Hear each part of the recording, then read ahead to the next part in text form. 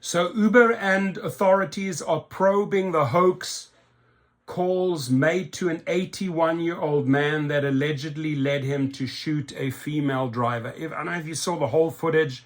It's very, very disturbing, right? I mean, he's following her around in a gun. And this made every news station. It was everywhere on social media.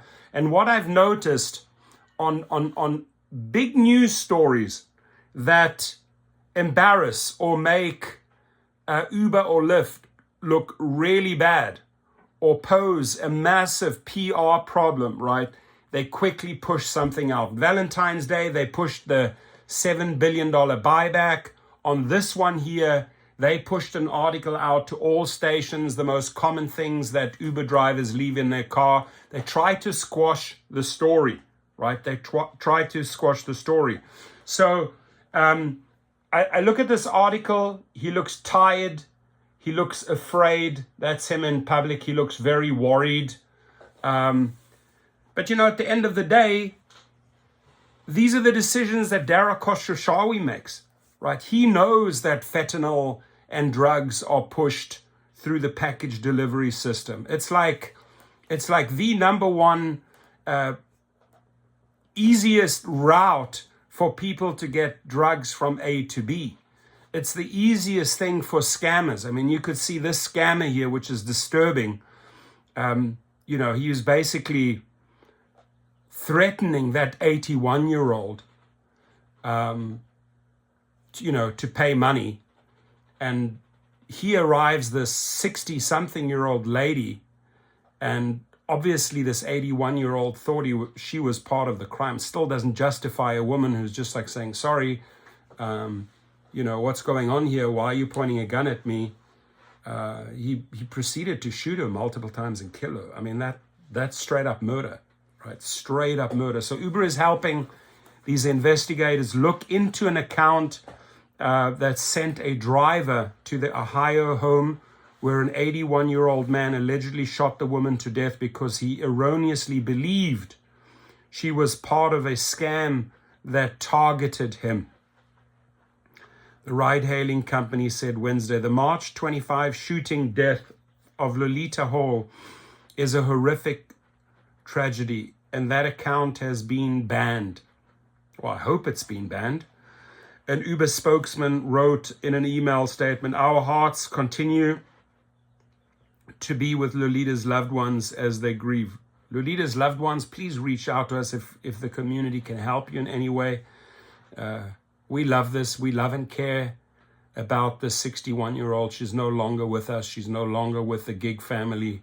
But at least allow us to rally around you, rally around your broken hearts, maybe with a GoFundMe page, whatever we can do for you.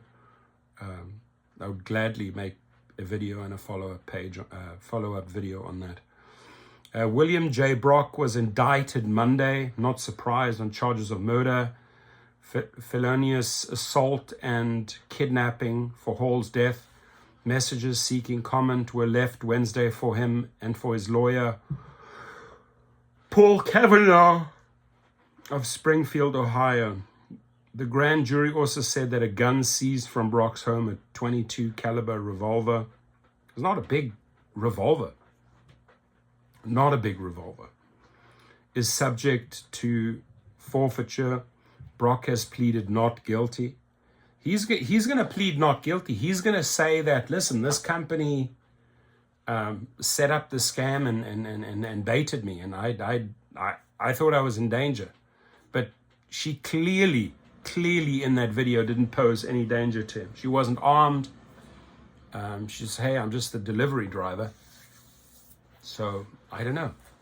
My guess is he's going to be held guilty for murder. Might not get a full sentence, might get a reduced sentence, but this man is up for murder. It pretty effed up what he did there to a 61-year-old woman. Right now, if some little punk 22-year-old had arrived with a knife or threats and that, a whole different story. This woman had no bad intentions whatsoever, this driver, right? And she was limping. She could see She had a hip issue or something. She was 61. This was just a sweet lady doing her job, not knowing.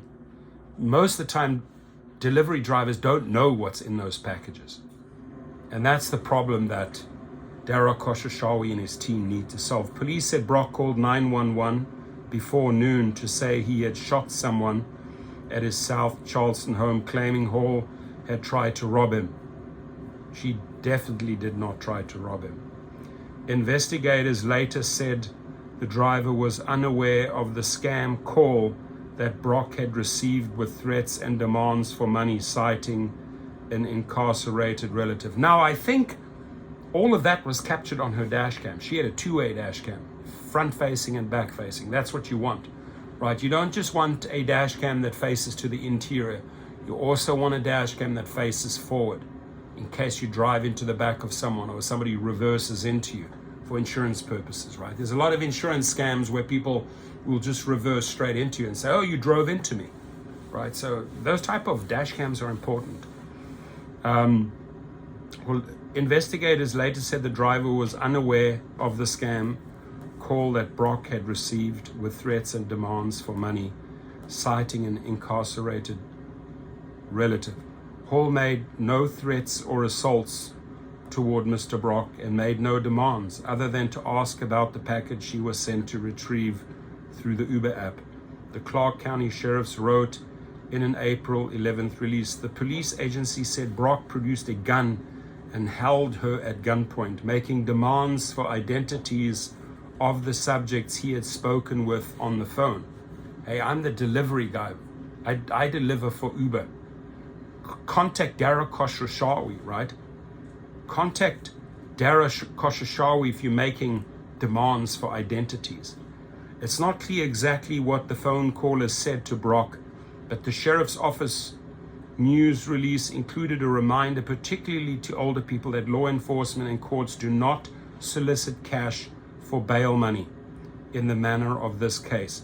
We encourage all citizens to use extreme caution when being contacted unexpectedly by subjects claiming to be relatives incarcerated in correctional facility or claiming to have direct knowledge of relatives incarcerated in a correctional facility, the sheriff's office warns. A complete scam. But elderly, hopefully you learned from this. The FBI in January issued an alert regarding government impersonation scams that send couriers to the homes of their targets, often older people, to collect money or have them purchase gold and other precious metals. The FBI said its Internet Crime Complaint Center recorded that such activity had resulted in losses of more than $55 million in the last 8 months of 2023. Can you believe all these scams going on? People are not prepared to work. A 2021 survey of older adults in the Chicago area found that when people were told by a fictitious government agency that their personal information was compromised, those with low awareness of scams were particularly vulnerable. Police have said the Hall's Uber trip to pick up a package was ordered by the same person who made scam calls to Brock, or by an accomplice. Brock is accused of taking Hall's cell phone and not letting her leave, then shooting her to death when she tried to get into her vehicle. The sheriff's office said it is investigating the original scam called to Mr. Brock by the mail subject and the package delivery order through the app. Brock shot Hall 2 more times, sustaining a minor head injury himself during the confrontation, and then called 911 police. A Columbus resident who police said was not armed later died at a hospital. He posted $200,000 bail and was released from Clark County Jail on Wednesday. FBI spokesman Todd Lindgren with the agency's Cincinnati office said it was aware of the murder but declined to confirm or deny whether it was involved in the case. In an obituary, which her name was given as Lolita Toland Hall, Hall was described as the parent of a son Anna's stepson, devoted member of her church and a talented cook known for delicious pound cakes. She retired from Ohio's Regional Income Tax Agency and also worked in behavioral health at a school and for Uber. She studied horticulture at Ohio State and started a janitorial business. Bless her heart. Bless her heart. A sweet lady, 61 years old. Cool resume, by the way. Please, I hope the parents or the family reach out to us. I hope we can help.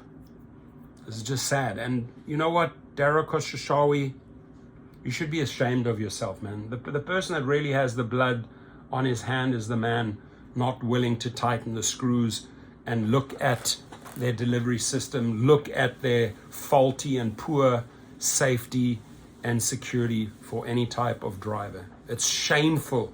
It's shameful what these investors, Vanguard and BlackRock, are doing, which is nothing. It is shameful and disgusting what these executives are doing at Uber and Lyft, which is nothing, right? Let them die, let them die, let them suffer, let them die, let them be in pain.